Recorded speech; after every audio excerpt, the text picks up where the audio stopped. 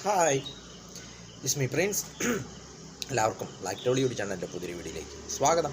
എന്നൊരു വിശേഷങ്ങൾ എല്ലാവർക്കും സുഖമല്ലേ? എല്ലാവരും ഹാപ്പിയല്ലേ? ഹാപ്പി ആയിട്ടിരിക്കുക. എനിത്തിങ് അപ്പോൾ live asked go on always പോസിറ്റീവായി.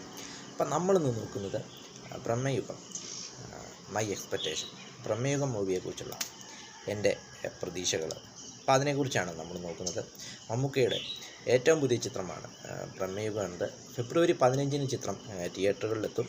ചിത്രത്തിൻ്റെ ട്രെയിലർ കണ്ടിട്ടിങ്ങനെ അമ്പരന്നിരിക്കുകയാണ്. കാരണം അത്ര മനോഹരമായ ഒരു ട്രെയിലർ കണ്ടപ്പോൾ തന്നെ സിനിമ കാണണമെന്നുള്ളൊരു ആകാംക്ഷ ഉള്ളിനുള്ളിൽ വന്നുവെന്ന് പറയാം. കാരണം മമ്മൂട്ടി കഴിഞ്ഞ കുറേ കാലങ്ങളായിട്ട് അദ്ദേഹം നമ്മളിങ്ങനെ വിസ്മയിപ്പിച്ചുകൊണ്ടിരിക്കുകയാണ്. പടത്തിന് പോയി പടം, സിനിമയ്ക്ക് പോയി സിനിമ, അടുത്തടുത്ത സിനിമകളിലൂടെ അദ്ദേഹം ഓരോ സിനിമകളിലും വ്യത്യസ്ത കഥാപാത്രങ്ങൾ അദ്ദേഹം ഇങ്ങനെ അത് നമ്മളിങ്ങനെ വിസ്മയിപ്പിച്ചുകൊണ്ടിരിക്കുന്നു. വ്യത്യസ്തമായ കഥാപാത്രങ്ങൾ, വൻ വാണിജ്യ വിജയങ്ങൾ നേടിക്കൊണ്ട് അദ്ദേഹത്തിൻ്റെ നല്ലൊരു ഫേസിലൂടെയാണ് അദ്ദേഹം ഇപ്പോൾ കടന്നു പോകുന്നത്.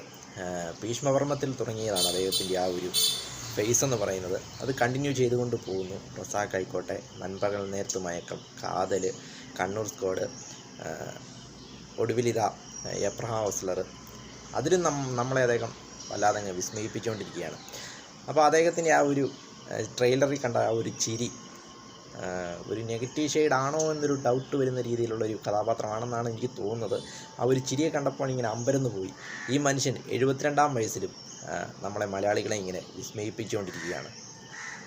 അപ്പോൾ ഇതിൻ്റെ സംവിധായകൻ രാഹുൽ സദാശിവൻ, അദ്ദേഹത്തിൻ്റെ 3ാമത്തെ ചിത്രമാണിത്. ആദ്യത്തെ ചിത്രം റെഡ് ട്രെയിൻ 2013 പുറത്തിറങ്ങിയ റെഡ് ട്രെയിൻ, 2ാമത്തെ ചിത്രം 2022 പുറത്തിറങ്ങിയ ഭൂതകാലം. ഇത് 3ാമത്തെ സിനിമയാണ്. ഒരു ഹൊറർ ത്രില്ലർ ബേസിലുള്ള സിനിമയാണെന്നാണ് തോന്നുന്നത് ട്രെയിലർ കണ്ടപ്പോൾ. പകിടകളി ബേസാക്കിക്കൊണ്ട് അതിനെ ചുറ്റിപ്പറ്റി നടക്കുന്നൊരു കഥയാണെന്ന് തോന്നുന്നു. മമ്മൂക്കയെ കൂടാതെ അർജുൻ അശോകന്, സിദ്ധാർത്ഥ് ഭരതൻ തുടങ്ങിയ കഥാപാത്രങ്ങളുമുണ്ട്. അപ്പോൾ അർജുൻ അശോകൻ്റെയൊക്കെ കരിയറിലെ ഒരു മികച്ചൊരു കഥാപാത്രമാകാനാണ് ചാൻസ്. ട്രെയിലർ കണ്ടപ്പോൾ എല്ലാവരും മത്സരിച്ച് അഭിനയിക്കുന്നതായിട്ടാണ് കണ്ടത്. അർജുൻ അശോകനൊക്കെ ഇങ്ങനെ ഒരു രീതിയിലുള്ളൊരു ട്രാൻസ്ഫോർമേഷന് നമ്മൾ ആദ്യമായിട്ടായിരിക്കും കാണുന്നത്. അർജുൻ അശോകൻ, സിദ്ധാർത്ഥ് ഭരതനൊക്കെ അപ്പോൾ അവരുടെ കരിയറിലെ ഒരു മികച്ചൊരു വേഷമാകാനാണ് ചാൻസ്. പിന്നെ ആ മമ്മൂക്കയുടെ ആ ഒരു ചിരി ക്ലൈമാക്സിലെ അതിപ്പോഴും മനസ്സിലിങ്ങനെ നിൽക്കുകയാണ്. ക്ലൈമാക്സിലെ അല്ല, ട്രെയിലറിൻ്റെ അവസാനത്തിലെ ആ ഒരു ചിരി ഇപ്പോഴും ഇങ്ങനെ മനസ്സിൽ നിൽക്കുന്നു.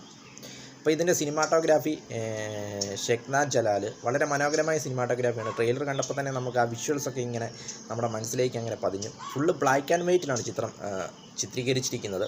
അതും നമുക്കൊരു പുതിയൊരു എക്സ്പീരിയൻസ് ആയിരിക്കും. മൊത്തത്തിൽ നല്ലൊരു തിയേറ്റർ എക്സ്പീരിയൻസ് ആകാനാണ് ഒരു ചാൻസ്.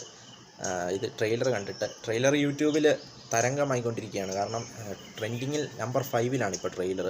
ഇപ്പോൾ തന്നെ ഏകദേശം 2.6 മില്യൺ വ്യൂവേഴ്സ് കണ്ടു കഴിഞ്ഞിരിക്കുന്നു. അത്രയേറെ റെക്കോർഡ് വ്യൂസാണ് ഈ ട്രെയിലറിന് കിട്ടിക്കൊണ്ടിരിക്കുന്നത്.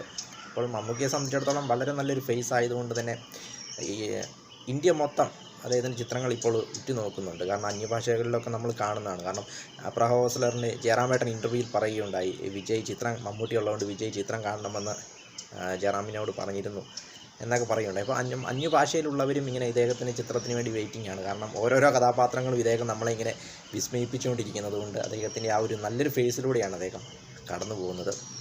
ഏതായാലും ഫെബ്രുവരി 15 ചിത്രം തിയേറ്ററുകളിലെത്തും. മലയാളികൾ കാത്തിരിക്കുകയാണ് മമ്മൂക്കയുടെ ആ സ്ക്രീനിലെ അഴിഞ്ഞാട്ടം കാണുവാനായിട്ട്. നമുക്ക് കാത്തിരിക്കാം. വീഡിയോ ഇഷ്ടപ്പെട്ടാൽ ലൈക്ക് ചെയ്യുക, ഷെയർ ചെയ്യുക, കമൻറ്റ് ചെയ്യുക, സബ്സ്ക്രൈബ് ചെയ്യുക. വീണ്ടും പുതിയൊരു വീഡിയോയിൽ കാണാം. അതുവരെയും ടേക്ക് കെയർ, ബൈ.